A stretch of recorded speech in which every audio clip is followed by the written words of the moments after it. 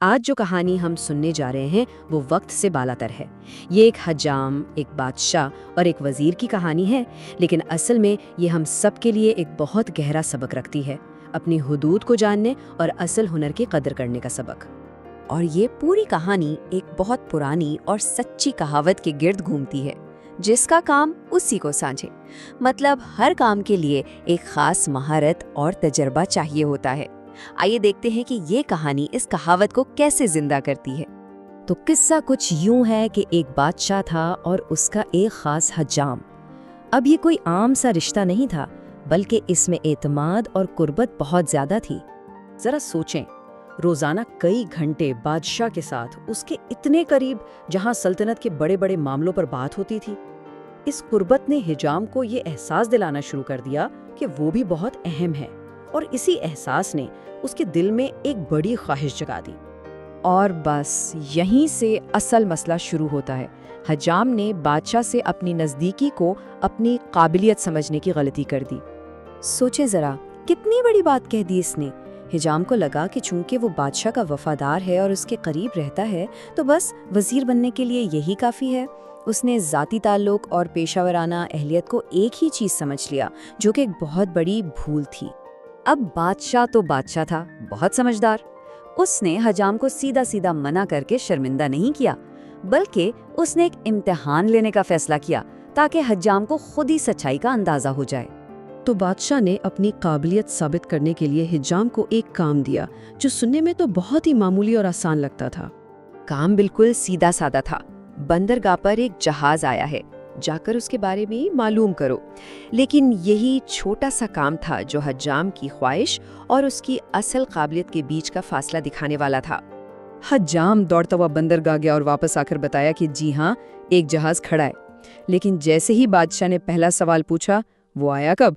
یہیں سے حجام کا اصل امتحان شروع ہوا۔ حجام کو پھر بھاگنا پڑا، صرف یہ جاننے کے لیے کہ جہاز کب آیا۔ یہاں پہلی بار اندازہ ہوتا ہے کہ اس میں دور اندیشی بالکل نہیں تھی۔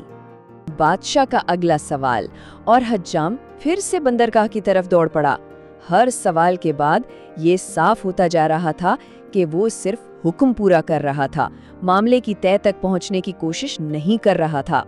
پھر چوتھی بار اسے یہ جاننے بھیجا گیا کہ جہاز پر لدا کیا ہے۔ اب تک تو اس کی حالت خراب ہو چکی تھی، بار بار کی دوڑ بھاگ سے اس کا سانس پھول گیا تھا اور وہ بری طرح تھک چکا تھا۔ اور سوچیں شام تک اس کا کیا حال ہوا ہوگا۔ وہ پوری طرح تھک کر چور ہو چکا تھا۔ لیکن بادشاہ کو ابھی تک پوری معلومات نہیں ملی تھیں۔ اس نے صرف انہی سوالوں کے جواب دیے جو اس سے پوچھے گئے تھے، اپنی طرف سے کچھ نہیں۔ اب بادشاہ نے سوچا کہ فرق دکھایا جائے۔ اس نے اپنے وزیر کو بلایا، یہ دکھانے کے لیے کہ ایک ماہر اسی کام کو کس طرح کرتا ہے۔ وزیر کو بھی بالکل وہی حکم دیا گیا جو حجام کو ملا تھا۔ ذرا پتہ کرو، بندرگاہ پر کوئی جہاز آیا ہے؟ لیکن اس کا جواب زمین آسمان کا فرق دکھانے والا تھا۔ وزیر صرف ایک بار بندرگاہ گیا اور واپس آ کر جو رپورٹ دی وہ سننے والی تھی۔ اس نے بتایا کہ یہ اٹلی کا تجارتی جہاز ہے، 2 دن پہلے آیا تھا، اس پر جانور، خوراک اور کپڑا لدا ہے۔ وہ مزید 4 دن رکے گا اور پھر ایران جائے گا۔ جہاز پر 209 لوگ سوار ہیں، اور آخر میں اس نے ایک مشورہ بھی دیا کہ ہمیں جہازوں پر ٹیکس بڑھانا چاہیے۔ تو فرق بالکل صاف ہے۔ ایک طرف حجام کے بار بار کے چکر، ادھوری معلومات اور شدید تھکاوٹ، اور دوسری طرف وزیر کا صرف ایک چکر، مکمل رپورٹ اور ایک ایسا مشورہ جس پر عمل کیا جا سکے۔ وزیر کے اس رپورٹ نے سب کچھ واضح کر دیا۔ اب کہانی اپنے انجام کی طرف بڑھتی ہے، جہاں حجام کو آخر کار اپنی اصل جگہ کا احساس ہوتا ہے۔ بادشاہ نے ایک لفظ نہیں کہا، بس خاموشی سے مڑ کر حجام کی طرف دیکھا، اور وہ ایک نظر ہی کافی تھی۔ اسی ایک لمحے میں حجام کو سب کچھ سمجھ آ گیا کہ بادشاہ کی قربت اور وزیر کی قابلیت میں کیا فرق ہے۔ اور تب حجام نے وہ تاریخی جملہ بولا جس نے سارا معاملہ ہی صاف کر دیا، کھلوا چھوٹیاں رکھاں کہ وڈیاں، یعنی مجھے اپنے اصل کام پر دھیان دینا چاہیے۔ یہ اس کی طرف سے ایک اعتراف تھا کہ اس کا ہنر اور اس کی جگہ حجامت ہی ہے۔ اس کا استرا اٹھانا صرف ایک عمل نہیں تھا، یہ اس بات کی علامت تھی کہ اس نے اپنی حقیقت کو تسلیم کر لیا ہے۔ اس نے جان لیا تھا کہ اس کی اصل قدر اس کے اپنے ہنر میں ہے، کسی اور کے عہدے میں نہیں۔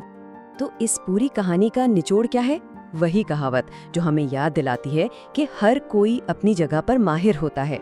एक बेहतरीन हजाम शायद एक बहुत बुरा वजीर साबित हो, और एक बेहतरीन वजीर को शायद बाल काटने भी ना आते हों। हर काम अपने माहिर का ही मोहताज होता है। और आखिर में ये सवाल सोचने के लिए छोड़े जाते हैं, क्या हमारे इर्द गिर्द भी ऐसा नहीं होता, जहाँ लोग किसी बड़े ओहदेदार से नज़दीकी को ही काबिलियत समझने लगते हैं? ये कहानी सदियों पुरानी ज़रूर है, लेकिन इसका सबक आज भी उतना ही सच्चा है। इस दिलचस्प कहानी पर हमारे साथ गौर करने का शुक्रिया। अगली बार तक अपने हुनर को पहचानें और इसी की कद्र करें।